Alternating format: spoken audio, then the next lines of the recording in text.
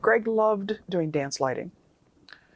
I think he did mostly theater before he and Becca came to Chicago. But he came to Chicago and ended up as production manager, I think, at the Joffrey after I left.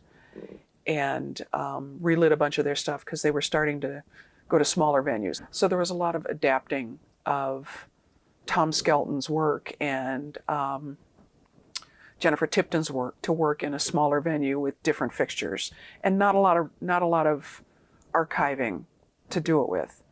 He toured with Jump Rhythm Jazz, and he loved lighting some of the pieces he lit for Billy.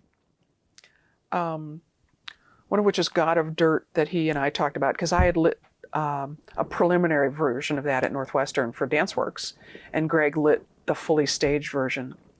And HMS Media did a special about them, but God of Dirt didn't end up in the special, but HMS was able to provide me footage of it for his memorial service.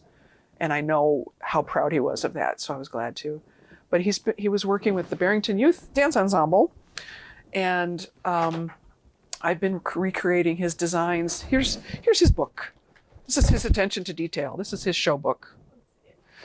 Greg Etter doing all this stuff, and his drawings, like that's a magic sheet, and his contact sheets and all that stuff. For the most part, if it's just me doing a one-off, I can't be bothered to do all this, but when a show gets recreated year after year after year, yes, I'll do it. But Greg just, he was fast enough with Vectorworks that he could just do it, and it takes me a while.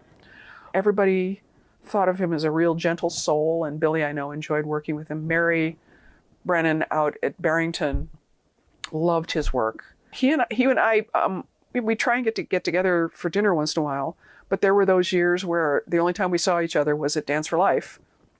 And, we'd all hug and everybody say hi, and then, the lighting designers would go on our merry way off into the dark. But no, he was a lovely, lovely man.